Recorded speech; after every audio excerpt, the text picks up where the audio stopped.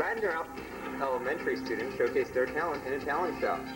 And Radnor Middle School's Martin Luther King Day of Service is recognized by the township. Hello and welcome to this week's edition of News Center 16. I'm Sean Kasser. And I'm Emily Hamill. We'll have those stories and more later in the show, but topping the Radnor beat this week. Radnor High School's presentation of the musical Into the Woods took place last weekend. Because of the icy weather conditions, Thursday night performance was rescheduled for Sunday evening. Even though the cast and the public had little warning about the Sunday night performance, it turned out beautifully with a nearly full house. The students would like to take this opportunity to thank director Marianne Capraletti, music director Bruce Glennie, and all of the other adults who volunteered their time to make the musical a success. The play was a success. I enjoyed it thoroughly. On another happy note, on Thursday, March 13th, several Main Line and Wayne restaurants participated in Dining Out for Life, a benefit to fight AIDS. A generous amount of the proceeds from that day went to various organizations in the Philadelphia area, including Action AIDS and Family and Community Service of Delaware County.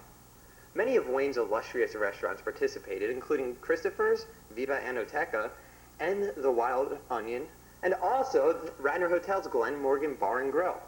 Many diners at these restaurants didn't know they were helping a good cause, but just by dining out, they may have saved a life. Two Radnor landmarks, Chanticleer and the Wayne Arts Center, are planning to expand in the near future.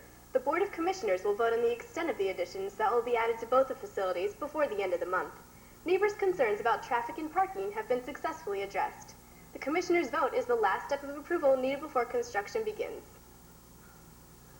Don't spin that dial, click that clicker, or change that channel. We'll be right back after a quick public service announcement.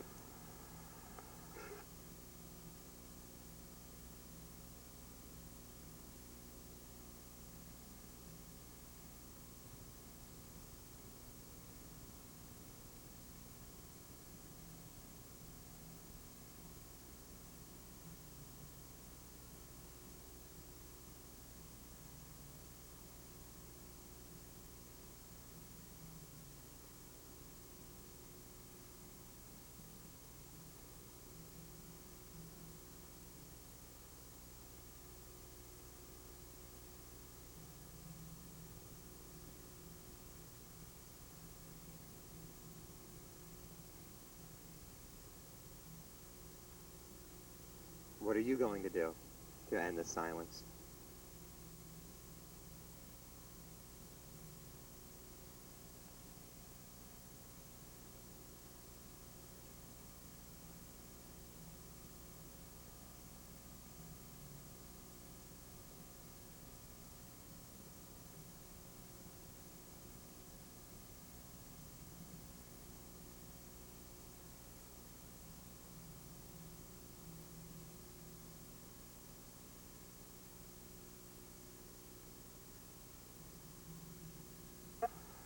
Hello and welcome back to this week's edition of News Center 16. I'm Sean Kasser. And I'm Emily Hamill. Hey Sean, I heard that there was a talent show recently at Radnor Elementary. Yes, there was, and it was quite a spectacle, Emily. On Thursday and Friday at Radnor Elementary School, students performed a talent show. The show was based around jungle fever. Hence, the name, Jungle Fever, was given to the talent show. The opening act of the show was comprised of about 30 students in different jungle-based costumes. They performed both as a whole and in small groups. The show included various acts ranging from gymnastics to dances to comedy routines to sound and music performances. All the students and faculty put a lot of time, and the effort in the show was a great success.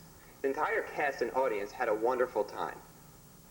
From March 5th through March 8th, Radnor High School's Model UN attended the National High School Model United Nations Conference in New York City.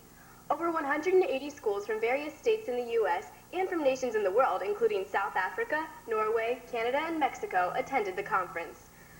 Through the course of 5 or 6 sessions, the students spoke from different countries' points of view about different world issues in a simulated United Nations atmosphere.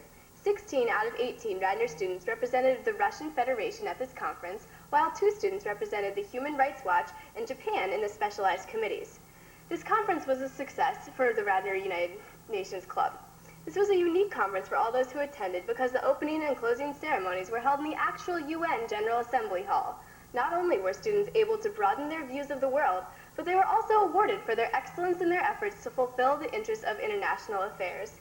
Congratulations to the Radnor United Nations Club for their outstanding performance. So I just would like to tell everybody how proud I am. This is a fantastic accomplishment, winning the Award of Excellence at the National High School Model United Nations. Everyone did a great job, and I'm thrilled. So congratulations. Let's hear it for Radnor. Yeah! Wow, that Model UN Club sure is something. Almost like something out of a fairy tale.